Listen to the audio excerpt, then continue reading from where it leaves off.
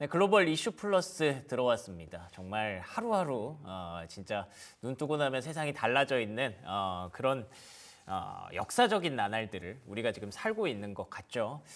일단은 뭐 트럼프발 관세 전쟁으로 시작된 촉발된 그런 일이기 때문에 거기서부터 얘기를 시작을 했는데 점점 파고들다 보니까 도대체 우리가 어디까지 알아야 되는 거고 어디까지 공부를 해야 되는 건지 너무너무 머리도 아프고 어렵습니다.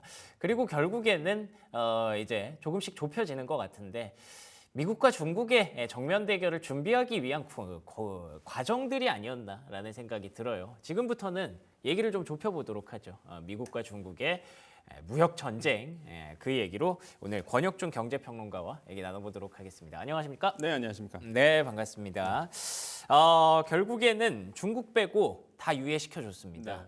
그렇다는 건 중국이랑만 싸우겠다라는 걸 뭔가 전 세계에 좀 보여주기 위한 그런 장치가 아니었을까라고 생각이 드는데 어떻게 보셨나요? 네, 그렇죠. 일단 결국에는 결론적으로 보면은 이제 중국을 타깃으로 해서 이제는 무역 관세에 대해서 이제 불을 지폈다 이렇게 보시면 되겠고 결국에는 90일 이제 유예가 됐습니다. 물론 그 사이에 이제는 상호 관세 말 그대로 각국 나라들이 미국과 접촉을 해서 관세율을 조정을 하겠지만 결국에는 시장에서 봤을 때에 이제는 중국에 대한 타겟으로 이제 잡았다라는 걸 명확하게 확인을 받았다라는 것이죠. 물론 이제는 지난 밤에 관세가 125%가 아니라 145%로 이제는 확인이 되면서 뉴욕 주가 3대 지수가 다 떨어졌던 부분이 있는데요. 뭐 이런 점들은 뭐 일시적인 어떤 하락일 수도 있고요. 아니면은 추세적으로 시장이 불안해하다 보니까 반짝 또 하락세를 이제 기록했던 부분이라 볼 수가 있겠는데 어쨌든 간에 시장에서는 이제 확실하게 이제 중국으로 타겟을 잡았다는 것은 확인을 받았다. 이런 점들은 저는 뭐 조금 더 불확실성이 좀 해소가 됐다라는 점에서 좀 긍정적이다라는 생각을 해봅니다. 그러네요. 그러니까 이게 우리가 어느덧 125, 145라는 숫자에 적응을 하기는 했는데 네. 따지고 보면 이게 진짜 말도 안 되는 비현실적인 숫자잖아요. 비현실적이죠. 그렇기 때문에 진짜 그거를 뭐 트럼프도 모르지 않을 거라고 생각을 하거든요. 네. 이거는 그냥 불이 당분간 그냥 척 지겠다는 거죠. 저는 사실 이번 관세 때문에 너무 바빴는데요. 그 이유가 이제 관세가 어떻게 될까? 그쵸. 그걸 이제 해석하느라고 그랬는데. 그러니까요. 저는 두 가지로 봤어요. 그러니까 트럼프 대통령도 알고 있다. 그러니까 원래부터 이제 계획이 있었다라고 저는 판단하고 있고, 물론 이제 그 시기가 빨라진 거죠. 사실상 이렇게 이제 국채 가격이 떨어지고 수익률 금리가 이제 상승할지는 트럼프 대통령도 너무 빠르다라는 거기까진 몰랐어요. 예, 너무 빠르다는 생각을 아마 하고 있었던 것 같아요. 그러니까 기획 가운데 있을지라도. 그래서 그런 부분에서 이제 트럼프 대통령이 이제 그러니까 90일 유예를 밝혔는데 이미 아시겠지만은 그 이전에 사실 이슈가 하나 있었잖아요. CNBC가 속보로 네, 오보가 월요일쯤에. 그렇죠. 네, 90일 유예를 먼저 사실상 했던 사건이 있었잖아요. 그러니까요. 근데 그때는 백악관이 이거 오보다라고 정정을 했지만 그대로 됐습니다. 맞아요. 그러니까 이게 사실상 봤을 때 이미 약속이 돼 있었던 거예요. 예, 제가 봤을 때는 이미 있었었던 거라고 전 보고 있고 그런데 이제는 국채 가격이 너무 떨어지다 보니 트럼프 대통령이 뭐 일각에서는 뭐 트럼프 대통령이 결국에는 뭐 약간 쫄았다 이런 표현도 하고 또 일각에서는 사실상 뭐 판정패 아니냐 이런 얘기도 이제 나오고 있는데 일단은 그거는 맞는 것 같아요. 일단은 확실하게 트럼프 대통령이 생각보다 너무 빠르게 국채 가격이 떨어지니까 이거에 대해서는 빨리 반응을 해야 되겠다라는 생각이 있었고. 그러니까 뭔가 쫄았다기보다는 확실히 조급해진 느낌이 네, 그런 있어요. 건 있어요. 그런데 중요한 건 계획 가운데 있었다라는 거는 저는 그럴 그렇게 수도 있죠. 그럴 수도 있다라고 느끼고.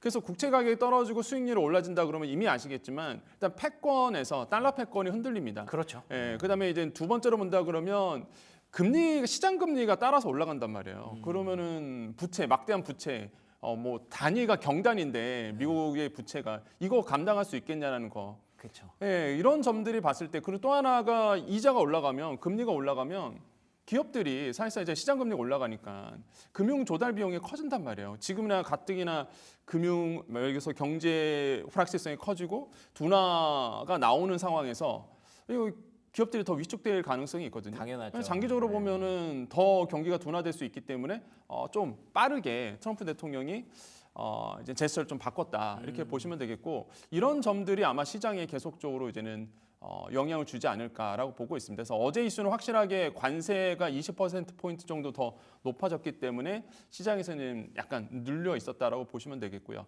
그래서 굉장히 변동성이 너무 커지다 보니까 투자하신 분들, 특히 이제 미국에 투자하신 분들은 밤잠을 아마 못 이루실 것 그쵸, 같아요. 예. 이것도 사실상 외신을 보는 게 아니라 트럼프 대통령의 소셜 미디어를 보느라고 많은 분들이 잠을 못 자지 않을까 이렇게 생각하고 있습니다.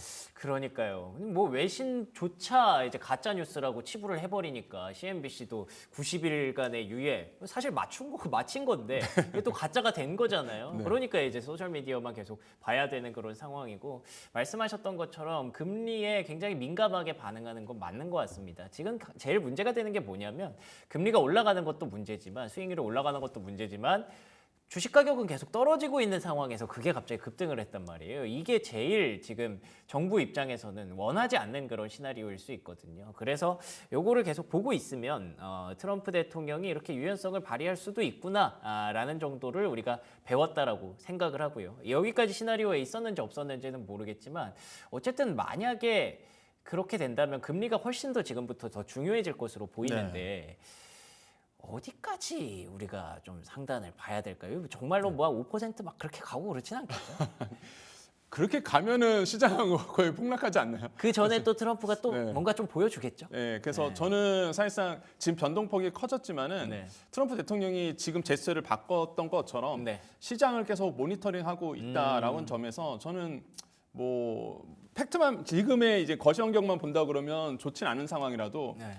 저는 워낙 긍정주의다 보니까 아, 트럼프 네네. 대통령이 보고는 있다. 네, 그렇죠. 시장을 모니터링하고 있다라는 점은 좀 위안을 삼을 수가 있다라고 하고 만약에 시장이 더 불안해진다 그러면 또 모종의 제스처를 좀 취할 수도 있다라고 봅니다. 시장을 안정시키기 위해서 네. 이런 점들은 볼 수 있겠고, 근데 지금 계속 사실 트럼프 대통령을 흔드는 것들이 계속 나온단 말이에요. 이게 90일 유예부터 시작해서 네.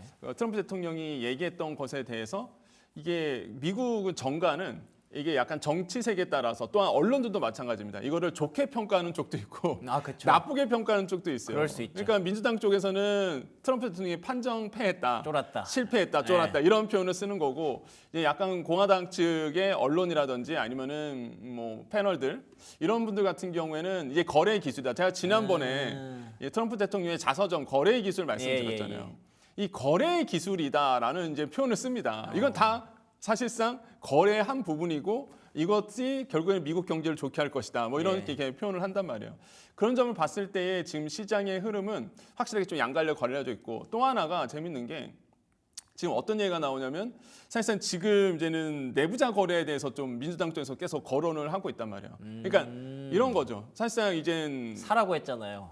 사라고 했단 말이에요. TJT 사라. 네. Great time to buy라고 얘기했거든요. 그러니까 딱 사기 좋은 시간이다 이런 얘기했단 말이에요. 그러니까 거기서 이제 콤마 찍고 뭘 했냐면 이게 티커를 했죠. 아까 말씀한 것처럼 GJT라고 했단 말이에요. 네네네네. 그래서 야 그러면은 이게 물론 트럼프 대통령의 약어기도 하지만은 본인이 종목이잖아요. 사실상 그렇죠. 티커란 말이에요. 티커죠.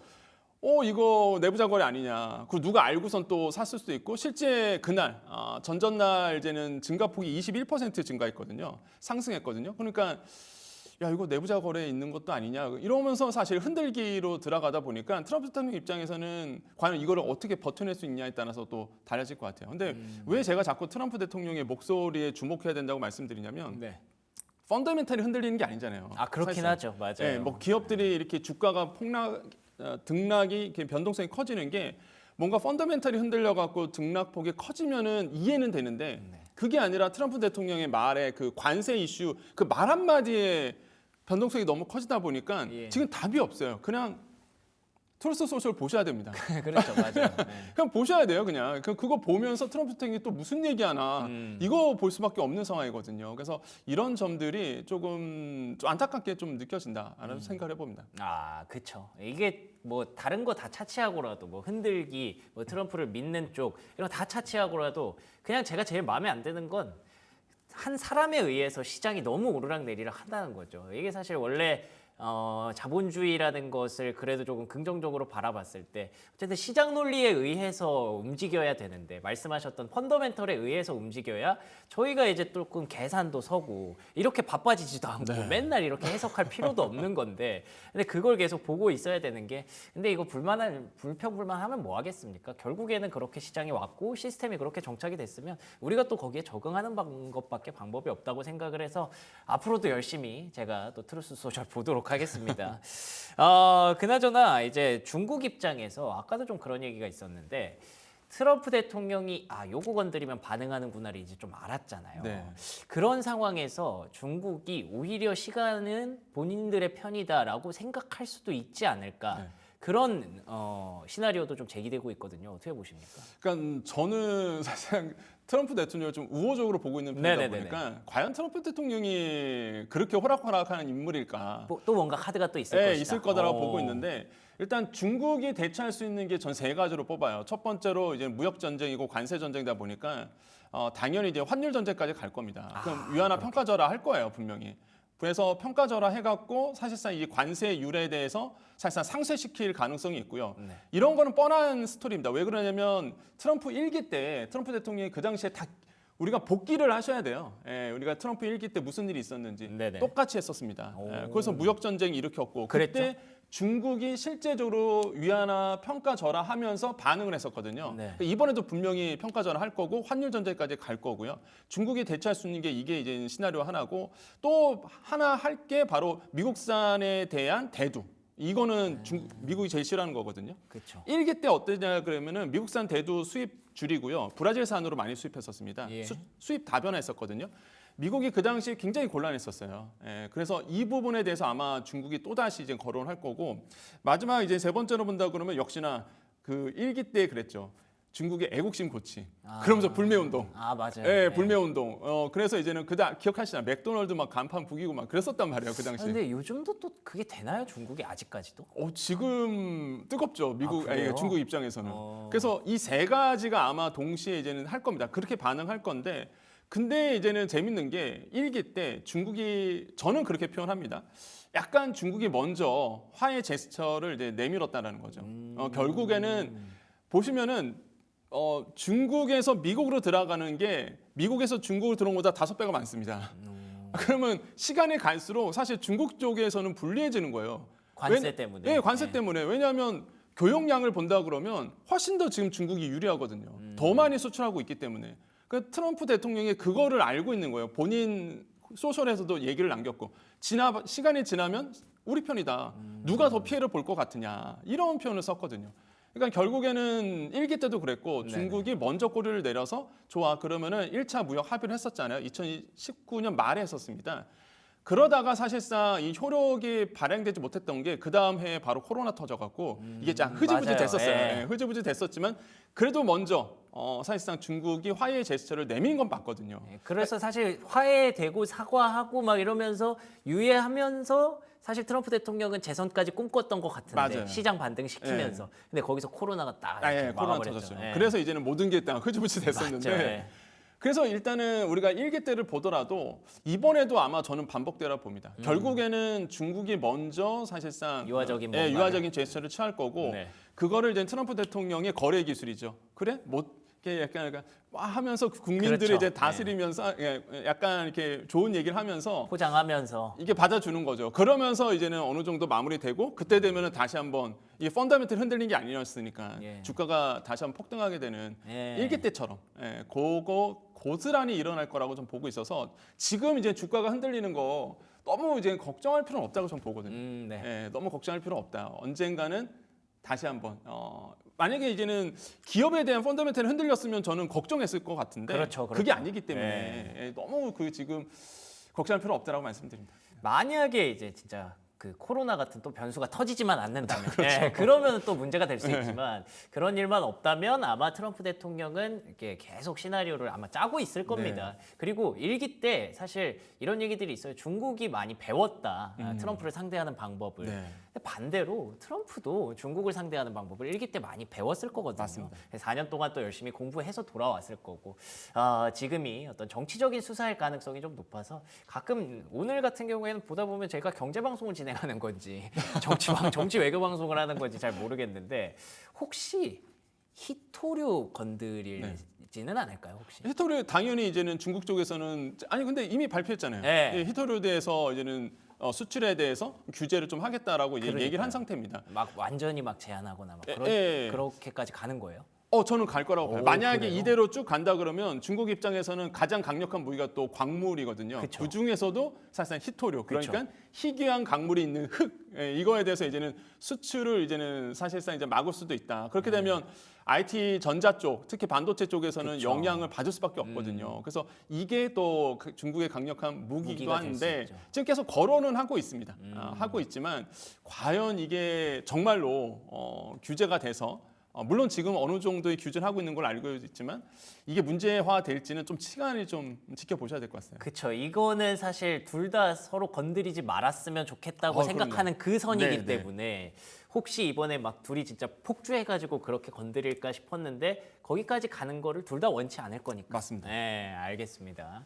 자 그러면 뭐 우리 투자자 분들이나 뭐 우리 정부 입장이나 우리가 사실 되게 애매하거든요. 이 둘이 싸워버리면 둘 다 좀 걸쳐 있는 게 있다 보니까 어떻게 해야 될까요? 일단 지금 우리 같은 경우에는 몇 가지 이제는 시나리오가 있는데 첫 번째로는 이제 관세 부에서 물론 90일 유예입니다. 네. 뭐 관세가 없어진 건 아니거든요. 그래서 줄 건 주고 받아올 건 받아온다라고 그래야죠. 보셔야 돼요. 일단 미국 쪽에서 강력하게 요구하고 있는 것들이 몇 가지가 있습니다. 대표적인 게 알래스카 가스전에 대한 투자 부분이거든요. 이게 또 업종별로 희비가 갈리겠죠. 만약에 우리나라가 실제 투자하겠다고 밝힌다라고 본다 그러면 한때 깜짝 올랐던 이런 관광이라든지 아니면 이런 어떤 제철 쪽 이런 쪽도 요즘도 계속 좋아요. 예, 그래서 이런 쪽도 이제 관심을 가질 수밖에 없는 부분이고, 그다음에 또 하나가 미국산 에너지 수입 많이 해라. 이걸 지금 계속 얘기하고 있고, 이제 가장 강력한 게 지금 뭐 경제 쪽은 아닌데, 약간 그 외적으로 본다 그러면 방위비 분담금을 이제 높이라라고 맞아요. 계속 요구하고 있어서 네. 이렇게 된다 그러면 우리가 거의 9배 정도 더 높여줘야 돼요. 한 1조 7천억 원 내고 있는데 14조 6천억 원 정도를 이제는 그쪽에서 요구하고 있으니까 미국 쪽에서 더 많은 방위비 분담을 해야 되는 부분. 그러니까 이런 것들은 우리가 좀 어느 정도 내어줄 수 있는 부분이라 보고 대신 받아와야죠. 갖고 올 수 있는 부분은 한미 FTA에 대한 부분은 그대로 이행한다. 대신에 이제 품목 관세에서는 어느 정도 조절은 하겠죠. 지금 빼줘야죠. 25%. 네. 뭐 철강, 자동차. 알루미늄, 자동차 25% 책정되고 있는데 앞으로 또 반도체도 책정되잖아요. 그러면 품목 관세에서 관세율은 조금 낮추고 나머지 품목에 대해서는 한미 FTA 그대로 진행되는 거. 요거는 우리가 좀 지켜내야 되지 않을까라고 보고 당연히 상호 관세는 없어지는 걸로. 그래서 한미 FTA 그대로 유지되고 이런 식으로 아마 주권 주고 받아올 건 받아야 된다라고 본다 그러면 업종별로 분명히 희비가 좀 엇갈릴 겁니다. 그래서 제가 봤을 때 우리의 시나리오가 된다 그러면 오히려 이제 국장이 더 좋은 미장보다 더 좋은 흐름 이어가지 않을까 좀 생각을 하고 있습니다. 알겠습니다. 진짜 그날이 좀 왔으면 좋겠네요. 우리가 다 내줄 필요는 없을 것 같고요. 주더라도 많이 좀 받아왔으면 좋겠습니다. 최소한 관세 유예라도 받아오기를 좀 기대해 보겠습니다. 지금까지 경제평론가 권혁정 평론가와 얘기 나눠봤습니다. 오늘도 좋은 말씀 고맙습니다. 네, 감사합니다.